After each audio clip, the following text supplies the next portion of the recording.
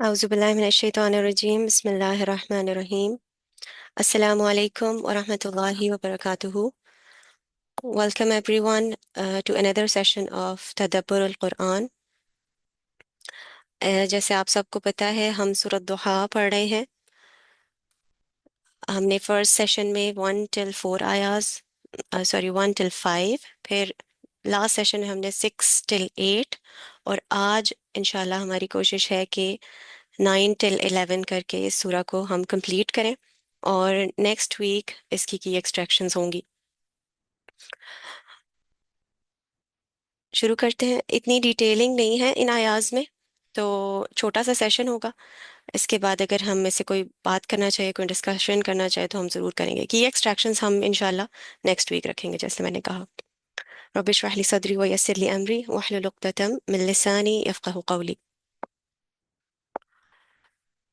पहले सेशन में जैसे मैंने जिक्र किया था कि मौलाना इसरार साहब इस सूरा को 3 पार्ट्स में डिवाइड करते हैं ना, बिल्कुल उसी तरह हमने भी पढ़ा कि फर्स्ट से थर्ड आया तक पहला पार्ट था, फिर फोर्थ से एट्थ आया तक दूसरा पार्ट था, जिसमें अल्लाह के नबी सल्लल्लाहु अलैहि वसल्लम से डायरेक्ट खिताब और डायरेक्ट तसल्ली दी जा रही थी उनके उस वक्त में, जो कि कह सकते हैं एक सॉर्ट ऑफ डिप्रेसिव फेज था जब वही का सिलसिला कुछ टाइम के लिए रुका था।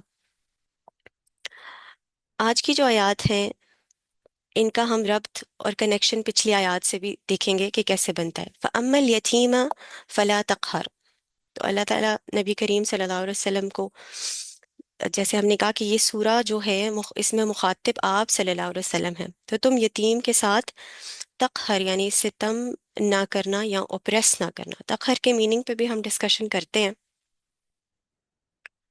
अब ये जो तलकीन की जा रही है ये आम फितरत इंसानी की खैर की तलकीन है जो हम लोगों को आप सल्लल्लाहु अलैहि वसल्लम के थ्रू की जा रही है। अब यहाँ पर इंसान सोचता है कि अल्लाह के नबी सल्लल्लाहु अलैहि वसल्लम जिस इखलाक आला पर फाइज थे, यानी उनको इन तलकीनों की क्या ज़रूरत थी। जैसे लास्ट पार्ट में भी हमने डिस्कस किया था कि अल्लाह के नबी सल्लल्लाहु अलैहि वसल्लम को जब उनकी ज़िंदगी के फेजेस को अगर हम समझना चाहें तो 6 फेजेस में हम समझ सकते हैं, जिसकी 3 आयतें सूरह मुदस्सिर की हैं और 3 आयतें इस सूरा की हैं, सूरह दुहा की। ये जो 3 आयात थी, अलम यजिदका यतीमन फआवा, कि जब आप सल्लल्लाहु अलैहि वसल्लम यतीम थे और उनको शेल्टर दिया, उनको इतनी सारी मोहब्बतें मिली।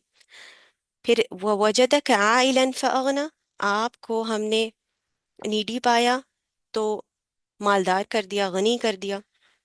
फिर वजदक ضالن फहदा, फिर हमने आपको अनगाइडेड पाया तो आपको जो है गाइड कर दिया और हिदायत दी और वही का सिलसिला शुरू हुआ। ये 3 फेजेस थे। और फिर उसके बाद है सूरह मुदस्सिर की, या अय्युहल मुदस्सिर कुम फअंज़िर, कि जब वही आई तो उसके बाद इंजार और वार्निंग का सिलसिला शुरू हुआ। और फिर वरब्बक फकब्बिर। तो इस तरह से मौलाना इसरार से बड़े अच्छे से एक्सप्लेन करते हैं कि आखिरी फेज के अपने रब का नाम जो है बड़ा करो। मैं क्यों वो बात रिपीट कर रिवाइज कर रही हूँ एक तरीके से, कि यहाँ भी जो ये बात हो रही है फअम्मल यतीम फला तक़हर, ये वैसी ही हिदायत है जैसे आम इंसानों को की जाती है। सूरह मुदस्सिर में भी ऐसी आई थी जो कि आया नंबर 4, 5 और 6 थी।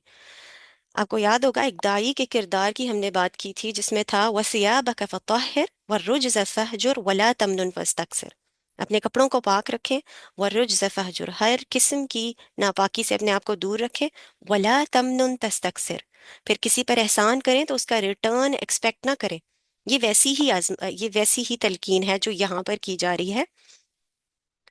यहाँ समझ में ये आती है कि ये उम्मत को तलकीन की जा रही है, क्योंकि अल्लाह के नबी सल्लल्लाहु अलैहि वसल्लम जिस मर्तबे पर फाइज थे, हम जानते हैं कि उनका इखलाक क्या था, कि वो खुद भी यतीम थे तो यतीमों के साथ उनका इखलाक पहले से ही बेहतरीन था। तो यहाँ पर एक्चुअली हमें रहनुमाई की ज़रूरत है, उनसे खिताब करके ये हमें सिखाया जा रहा है कि जो भी आप सल्लल्लाहु अलैहि वसल्लम के नक्शे कदम पर चलना चाहता है और दीन का काम करना चाहता है, कोई इंसान है जो दावत इल्लल्लाह करना चाहता है, वो इंजार करना चाहता है और वो रब्बा का फकब्बिर करना चाहता है, तो उस सब से पहले अपने जिस्म की पाकी اپنے کپڑوں کی پاکی، ہر طرح کی گندگی سے اپنے آپ کو انسان آزاد کر لے، اور یہ کہ ولا تمنن تستکثر، کسی پہ احسان کر کے یہ فیلنگ نہ رکھے کہ مجھے اس سے کچھ ریٹرن یا آ، کچھ واپس آنا چاہیے. ان پستیوں سے، یعنی جب انسان اپنے آپ کو اوپر کر لیتا ہے تب اصل میں انسان دین کا کام کرتا ہے. تو یہاں پر وہی بات کی جا رہی ہے. قہر، تقہر یا قہر کا جو ورڈ ہے اس کا مطلب ہے کسی پر ڈومینیٹ کر جانا، غالب آ جانا کسی پر. قہار کہتے ہیں اسے جو چھایا ہوا ہو. تو یعنی اس کا مطلب یہ ہے کہ یتیم کے ساتھ اس قسم کا تعلق نہ ہو کہ وہ خود کو دباؤ میں محسوس کرے، اوپریسڈ محسوس کرے. اس سے روکا جا رہا ہے. اور پھر اس میں بہت ساری احادیث ہیں اللہ کے نبی صلی اللہ علیہ وسلم کی جو ہمیں ملتی ہیں، جس میں سے وہ ہے کہ مفہوم بتا رہی ہوں. بہت ساری احادیث ہمیں ملتی ہیں کہ میں اور یتیم کی کفالت کرنے والا قیامت کے دن ایسے ساتھ ہوں گے، اور اللہ کے نبی نے دونوں اپنی انگلیوں کو ایسے جوڑ کے کہا. اب اس کا آیت کا اگر ربط سمجھے نا، فَأَمَّا الْيَتِيمَ فَلَا تَقْهَرْ کا، یہ ہمیں یہاں سے ملتا ہے. الم یجد کا یتیمن فآوا، کیا آپ orphan نہیں تھے اور ہم نے آپ کو شیلٹر دیا، آپ کو یتیم پایا، اس دنیا میں آپ کو ٹھکانہ دیا اور آپ کو اتنی ساری محبتیں دیں، دادا کی محبت، ماں کی محبت، چچا کی محبت، اور سایہ دیا آپ کو. اب اس کا حق بہترین طریقے سے ادا تب ہی ہو سکتا ہے جب آپ وہی والا معاملہ، شفقت والا معاملہ، خیر اور بھلائی والا معاملہ یتیموں کے ساتھ کریں، اور قہر اور جبر والا نہ ہو. یہ ایک اگین یاد دہانی اللہ کے نبی صلی اللہ علیہ وسلم کو کرائی جا رہی ہے، اور اسپیسیفکلی کہا جائے تو یہ امت کے لیے، ہمارے لیے تلقین ہے، کیونکہ اللہ کے نبی صلی اللہ علیہ وسلم کا جو مقام اور اخلاق تھا وہ تو آلریڈی سبحان اللہ اپنے اخلاق اعلیٰ پر فائز تھے.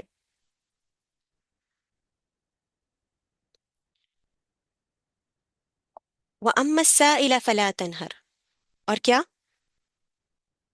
یہ دونوں آیتیں عام انسانیت کے لیے.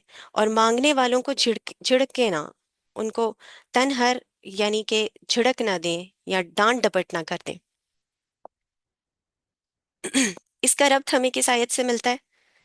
یہ جو پچھلی ہم نے پڑھی تھی، وَوَجَدَكَ عَائِلًا فَأَغْنَى، ہم نے آپ کو تنگ دست پایا تو کیا کیا؟ غنی کر دیا. تو یعنی آپ کیا کریں، کسی سائل کو اگر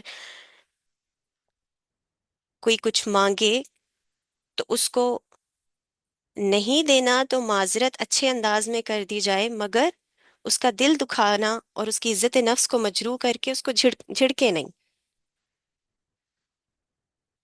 اب سائل کے دو معنی آتے ہیں. سائل ایک ہوتا ہے جو پیسہ، بھیک وغیرہ یا کھانا مانگتے ہیں، وہ بھی سائل ہوتے ہیں. تو اس میں بہترین طریقہ اخلاق اعلیٰ یہی ہے کہ قولوا قولا معروفہ کیا جائے، یعنی کسی سے نرمی کا معاملہ کر کے اس سے معذرت کر لی جائے، وہ بہتر ہے بجائے اس کے کہ دیں اور پھر باتیں بھی سنائیں. ہم ہوتا ہے بعض اوقات ان چیزوں کا بالکل خیال نہیں رکھتے کہ ہم کسی کو دے بھی رہے ہوتے ہیں اور ہر دفعہ ایسے کہتے ہیں یار تم تو ہر دفعہ آ جاتے ہو، آپ تو ہر دفعہ آ جاتے ہو. ہم یہ نہیں سوچتے کہ اللہ تعالیٰ نے ہمیں یہ توفیق دی ہے، یہ کہ ہمیں اوپر والا ہاتھ بنایا ہے، ہم بات سنا دیتے ہیں. تو یہاں پہ کیا تلقین کی جا رہی ہے؟ وَأَمَّا السَّائِلَ فَلَا تَنْهَرْ، ڈو ناٹ ریپلس، اس کو، مانگنے والے کو، سائل کو نہ جھڑکے اور نہ ہی اس کو دھتکارے. دوسری تفسیر جو اس کی آتی ہے سائل کی، سائل کا مطلب ہوتا ہے نا سوال کرنے والا. تو جو سوال ہوتا ہے وہ علمی بھی ہو سکتا ہے، اس لحاظ سے وہ بھی سائل ہے. کوئی طالب خیر بن کر آئے، کوئی مرشد ہو، وہ کسی استاد سے سوال کرے، اس کے ماتحت ہو، اپنا کوئی مسئلہ لے کر آئی کوئی کسی کے پاس، کسی مفتی کے پاس آئے اور فتویٰ طلب کر رہا ہو، یا کوئی الجھن ہے اس کا حل کوئی انسان چاہتا ہے، تو وہ بھی سائل ہے. وَأَمَّا السَّائِلَ فَلَا تَنْهَرْ، تو اس کے ساتھ نرمی کا معاملہ کرنا ہے. اس کو ایک تو جھڑکنا نہیں ہے، نہ ہی اس کے ساتھ جو ہے بیزاری کا معاملہ کرنا ہے. کیونکہ اس کا ہم جانتے ہیں سائیکولوجیکلی بہت برا افیکٹ پڑتا ہے. پہلے تو جیسے میں نے کہا نا کہ فلا تقہر والے میں، اما الیتیم فلا تقہر، یتیم کے ساتھ یہ ڈومیننس کا تقہر کے معنی اگر ڈومینیٹڈ والا رویہ ہوگا تو اس کی عزت نفس مجروح ہوگی. اور اسی طریقے سے سائل کو اگر دھتکاریں گے تو اس کی عزت نفس مجروح ہوگی. پھر اسی طرح وہ سائل جو سوال کر رہا ہے، آپ دیکھیں بچوں کو جب ہم ویلکم کرتے ہیں، ان کے سوالوں کا جواب دیتے ہیں اور تنگ نہیں آتے، تو وہ کتنے کیوریس ہو جاتے ہیں، کتنے انکویزیٹیو ہوتے ہیں اور کتنے اسمارٹ ہو جاتے ہیں. اور یہیں اگر ہم جھڑک دیں، ان کو ڈانٹ ڈپٹ کر دیں، وہ بالکل شٹ ڈاؤن ہو جائیں گے، وہ آپ سے کبھی نہیں سوال پوچھیں گے پھر.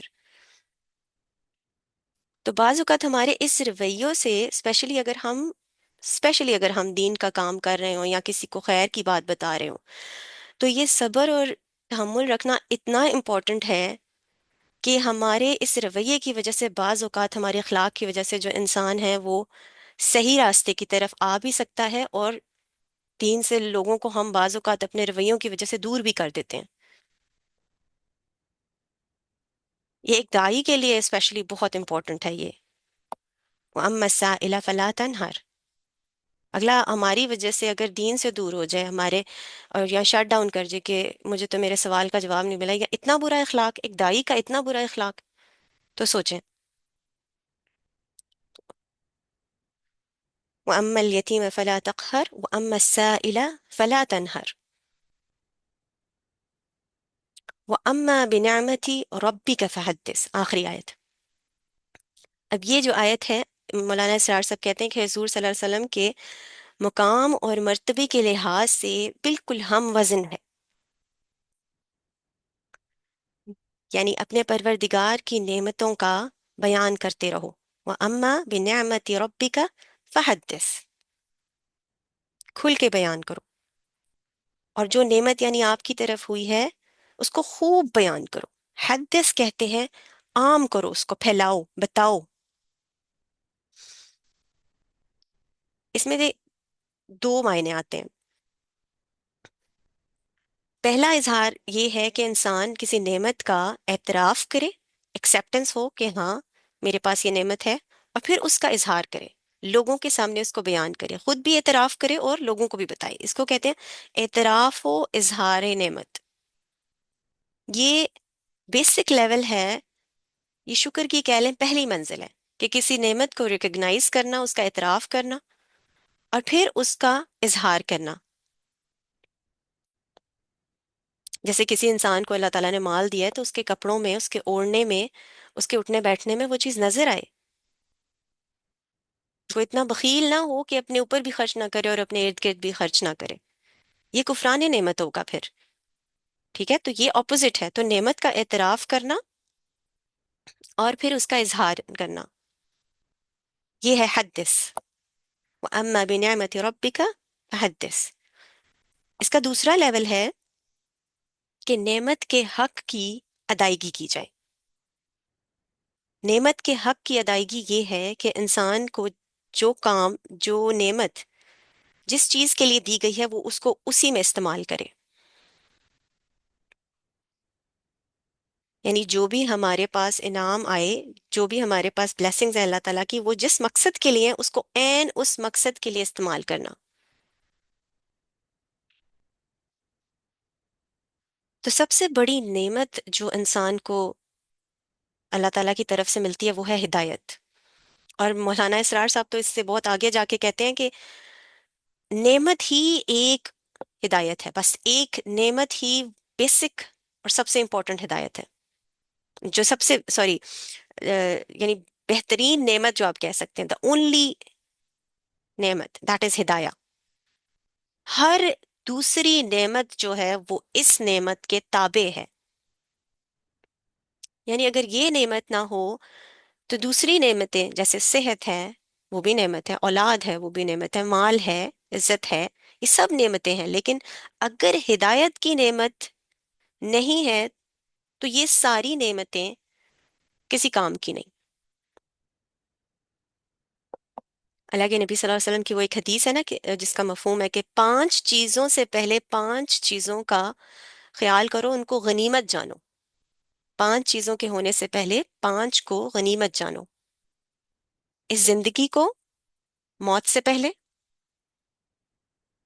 دوسرا ہے فرصت کو، فری ٹائم، مصروفیت سے پہلے. پھر صحت کو بیماری سے پہلے، اور جوانی کو بڑھاپے سے پہلے، اور پھر فراغی کو تنگ دستی سے پہلے. یہ 5 چیزیں، عمر، صحت، دولت، فرصت، یہ سب کس چیز پہ ڈیپینڈنٹ ہیں؟ آپ دیکھیں، ہدایت پہ. اگر ہدایت ہے تو انسان زندگی کو، اپنی فری ٹائم کو صحیح طریقے سے استعمال کرتا ہے، اپنی صحت کو اچھے کاموں میں لگاتا ہے، اپنی جوانی میں صحیح جگہ اپنی انرجیز لگاتا ہے، فراغی یعنی اپنے مال کو صحیح جگہوں پر لگاتا ہے اگر ہدایت ہے اس کے پاس. اور اگر ہدایت نہیں ہے تو پھر وہ اپنی زندگی بھی ضائع کرے گا، اپنا مال بھی غلط جگہوں پر لگائے گا، اپنے فری ٹائم کو بھی ضائع کرے گا. تو یہ سب چیزوں کو، سب کچھ مشروط ہے ایک ہدایت کی نعمت پر. تو مولانا اسرار صاحب کے اکارڈنگ وَأَمَّا بِنِعْمَتِ، یہ جو ہدایت کی نعمت ہے اس کا ذکر ہے یہاں پر. رَبِّكَ فَحَدِّثْ، یعنی اللہ تعالیٰ نے آپ کو یہ ہدایت دی ہے اے نبی، اب عام کریں اس کو، اس کا چرچا کریں، تبلیغ کریں، اس کو پھیلائیں. اور اگین یہاں صرف اللہ کے نبی صلی اللہ علیہ وسلم سے خطاب تو نہیں ہو رہا نا، یہ امت کے لیے، ہمارے لیے بھی ہے. یہ جو کوئی بھی دین کا کام کرنا چاہتا ہے وہ ان 5 چیزوں کا خیال کر لے 5 کے ہونے سے پہلے.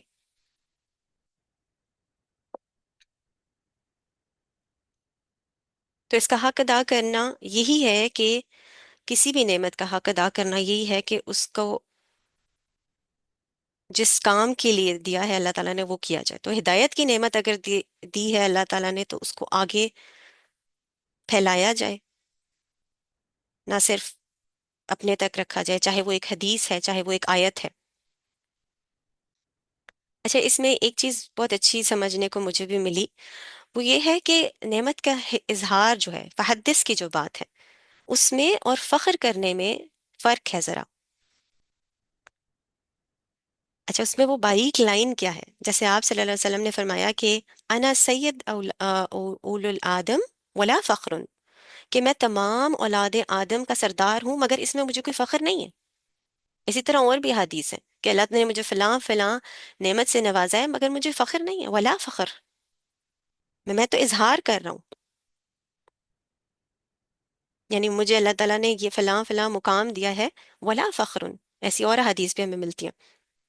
تو یہ میں فخر کی وجہ سے نہیں بتا رہا، بلکہ یہ تو میں اظہار کر رہا ہوں، کیونکہ اس کی تو تلقین ہو گئی نا. وَأَمَّا بِنِعْمَةِ رَبِّكَ فَحَدِّثْ. نیت انسان کی کیا ہو کہ فخر نہ ہو مگر اللہ کی بڑائی بیان کرنا ہو، اس کا شکر ادا کرنا ہو. تو یہ الاؤڈ ہے کہ نعمت کا جو ہے اظہار کیا جائے. الحمد للہ ود دس ہماری سورۃ دحا کمپلیٹ ہوئی ہے. اس میں بہت سارے کی ایکسٹریکشنز ہیں، انشاءاللہ وہ ہم نیکسٹ ویک اوپن مائک ہی رکھیں گے اور اس میں ہم ڈسکس کریں گے.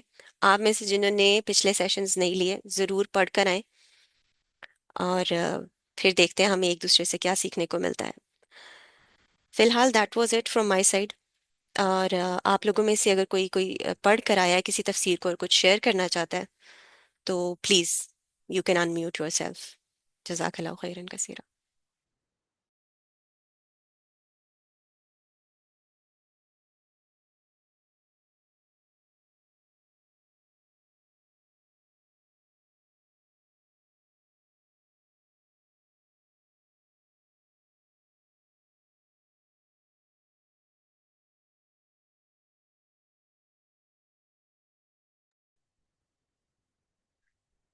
جی اینی ون، نہیں تو پھر میں انشاءاللہ دعا کر کے تو سیشن اینڈ کرتی ہوں، اور کوشچن اینڈ آنسرس ہم اس کے بعد بھی کر سکتے ہیں. مصباح، آپ کچھ ایڈ کرنا چاہیں گی؟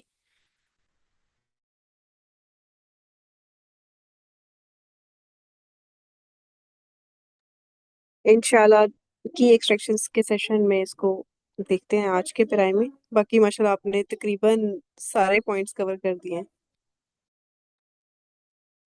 چلیں ٹھیک ہے، جزاک اللہ خیرن کثیرہ. Any one?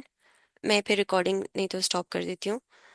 وآخر دعوانا ان الحمد للہ رب العالمین. اللہ تعالیٰ سے بس یہ دعا ہے کہ سورۃ ضحیٰ بڑے ہی خوبصورت وقت میں، خوبصورت وقت ان اے وے کہ اللہ کے نبی صلی اللہ علیہ وسلم واز لو، اور اس وقت میں اللہ کے نبی کے اوپر یہ اتنی خوبصورت سورہ اتری. اینڈ سائیکولوجیکلی کچھ مفسرین نے یہ بھی کہا ہے کہ یہ ڈپریشن سے لڑنے کے لیے یہ بہترین سورہ ہے اگر اس کو سمجھا جائے. And I really enjoyed learning this سورہ. اللہ تعالیٰ ہمیں ایسے وقتوں میں اللہ کی طرف رجوع کر کے اور اللہ کے قرآن سے اور اللہ کی آیات سے سکون لینے کی توفیق دے اللہ تعالیٰ ہمیں. اور جو کچھ ہم پڑھ رہے ہیں اس کو عمل میں لے کے آنے کی توفیق دے اور آگے پہنچانے کی توفیق دے. آمین ثم آمین.